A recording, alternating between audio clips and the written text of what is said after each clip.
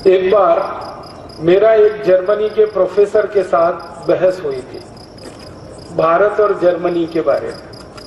वो German professor, आज से 10 साल पहले की ये घटना मैं आपसे बयान कर रहा हूँ। एक जर्मनी के प्रोफेसर का मेरे साथ झगड़ा हो गया इस बात के लिए कि जर्मनी महान कि भारत महान।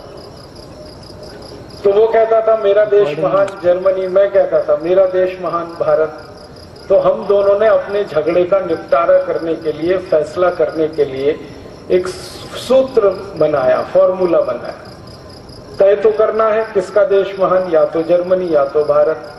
तो हम दोनों ने ये तय किया कि हम दोनों एक दूसरे के देश के बारे में प्रश्न पूछेंगे। वो मेरे देश के बारे में प्रश्न पूछेगा, भारत के बारे में, जर्मनी का प्रोफेसर, मैं जर्मनी के बारे में पूछूंगा।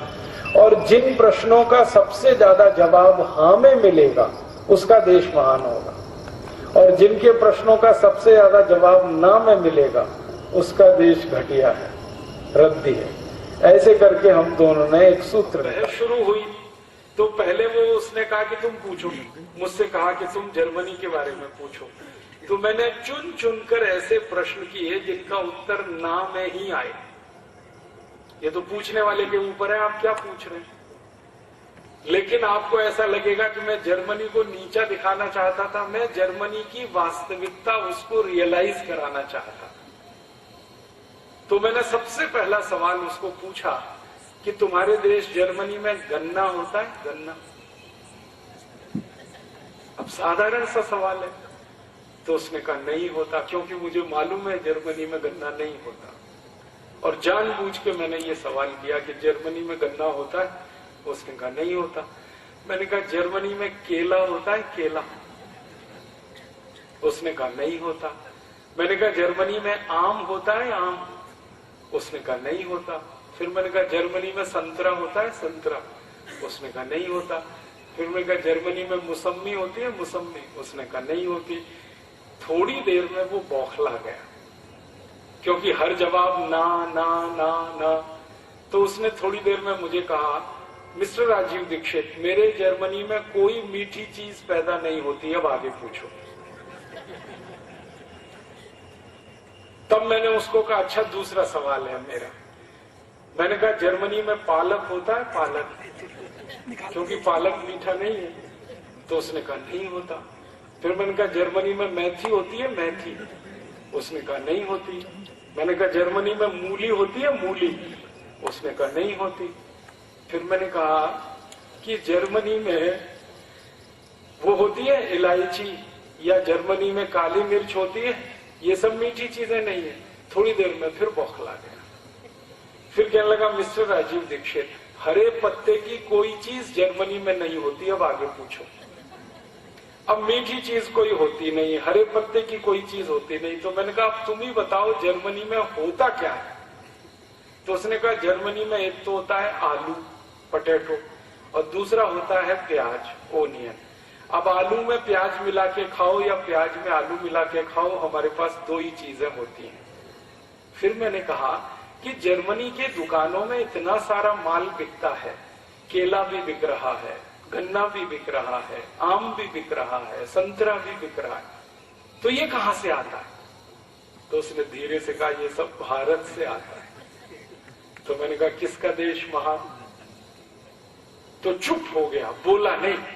उसको रियलाइज तो हो गया कि भारत देश महान, लेकिन उसने मुंह से नहीं बोला। मैंने कहा इसको मुंह से ही बुलवाना है अभी थोड़ी देर। और ये बहस हमारी कई लोगों के सामने हो रही थी। मैंने कहा अब तुम्हारा नंबर है, तुम पूछो भारत के बारे में। तो वो थोड़ा फंस गया, उसने वही सवाल पूछना शुरू किया जो मैंने पूछे थे। उसने कहा भारत में गन्ना होता है? मैंने कहा भैया उत्तर भारत, दक्षिण भारत, पूर्वी भारत, पश्चिम भारत, मध्य भारत, पूरे भारत में गन्ना होता है। और भारत में 6,38,365 गांव हैं, इनमें से 4 लाख गांवों में गन्ना होता है।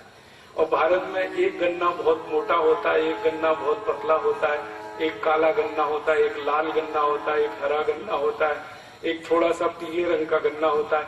2550 जातियों का गन्ना इस देश में होता है। अब बोलो। तो कहने लगा आई कांट बिलीव इट। मैंने कहा ये तुम्हारी प्रॉब्लम है, मेरी नहीं। तुम्हें भरोसा नहीं है तो ये तुम्हारी समस्या है। अगर तुमको भरोसा करना है तो तुम भारत आ जाओ और घूम लो और पता कर लो कितनी जातियों का गन्ना होता है। फिर उसने दूसरा सवाल पूछा, केला होता है भारत में? मैंने कहा केला ही केला होता है। हमारे यहाँ उत्तर भारत का अलग केला, दक्षिण भारत का अलग केला, पश्चिम भारत का अलग केला, पूर्वी भारत का अलग केला, कहीं मोटा केला, कहीं पतला केला, कहीं छोटा केला, कहीं लाल केला, कहीं हरा केला। हमने कहा केले की भारत में कम से कम 1000 प्रजातियां हैं। कहने लगा यस। मैंने कहा यस। फिर कहने लगा आई कांट बिलीव, मुझे भरोसा नहीं हो सकता। फिर मैंने कहा तीसरा सवाल पूछो। तो उसने पूछा आम होता है? तो उसने सवाल किया था मैंगो को कि भारत में मैंगो होता है। मैंने कहा मैंगो तो एक शब्द है, हमारे यहाँ तो मैंगो की जातियां 5000 से ज्यादा है। लंगड़ा है, चौसा है, दशहरी है, तोतापुरी है, कलमी है, ऐसी 5000 जातियों का आम है भारत में। और मैंने उसको कहा, जिस पर उसे भरोसा नहीं हुआ, मैंने कहा दिल्ली हमारे यहाँ की राजधानी है, वहां से 180 किलोमीटर दूर हरिद्वार है। दिल्ली हरिद्वार के बीच में 500 जातियों का आम होता है, इतनी दूरी में, खाली 180 किलोमीटर। और भारत में 3 लाख से ज्यादा गांवों में आम होता है। तो ऐसे उसने जितने भी सवाल पूछे तो उसमें वो हार गया, मैं जीत गया। फिर हमारा भारत महान, उसका जर्मनी महान नहीं। तब उसने अंत में कहा कि मैं भारत देखना चाहता हूं। मैंने कहा कभी भी आओ, देखने के लिए कोई मुश्किल नहीं। आने जाने की कोई प्रॉब्लम है तो हम भारतवासी तुम्हारा टिकट बना देंगे, तुम आ जाओ कभी भी। वो आया, भारत में 3 महीने की छुट्टी लेके आया, 3 महीने का वीजा मिला और हमने उसको भारत में उत्तर दक्षिण पूरब पश्चिम सब जगह घुमाया और उसको एक डायरी और पेंसिल दिया था कि जो जो तुम गाँव में देखो कि यहाँ क्या होता है उसको नोट करना। जब आखिरी में वो वापस जाने लगा तो मैंने कहा तुम्हारी डायरी में क्या नोट किया है तुमने? तब उसने कहा कि भारत के एक एक गांव में 2000 से ज्यादा वस्तुएं पैदा होती हैं, जो मैं पहले विश्वास नहीं कर सकता। और वो उसने खुद कहा कि इंग्लैंड में और पूरे यूरोप में 2 या 4 वस्तुएं पैदा होती हैं सभी गांवों में, और यहाँ एक एक गांव में 2000 वस्तुएं पैदा होती हैं। तब उसने कहा तुम्हारा देश महान। तो मैंने कहा अब बोलो तुम्हारा क्या कहना है भारत के बारे में? तो उसने कहा कि मेरी इच्छा है कि मैं भारत में रहूं। तो मैंने कहा सिटीजनशिप नहीं मिलेगी तुम्हें। तो कहने लगा वो क्या करना पड़ेगा? मैंने कहा भारत में जन्म लो। कहने लगा उसके लिए क्या करना पड़ेगा? तो मैंने कहा हिंदू हो जाओ। कहने लगा क्यों?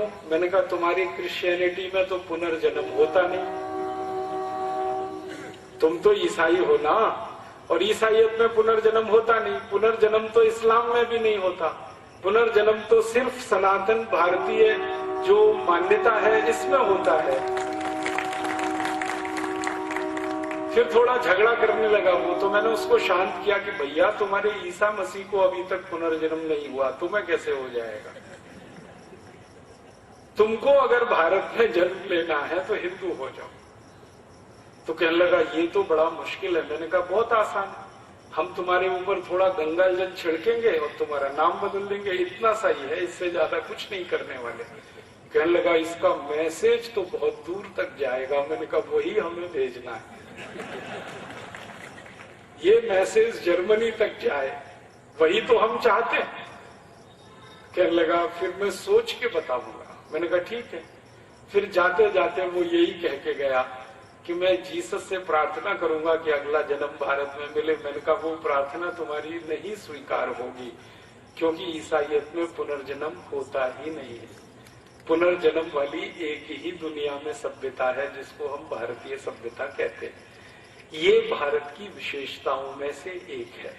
मैंने कहानी के माध्यम से आपको कई चीजें बता दी कि भारत में बहुत कुछ ऐसा होता है जो दुनिया में कहीं नहीं होता।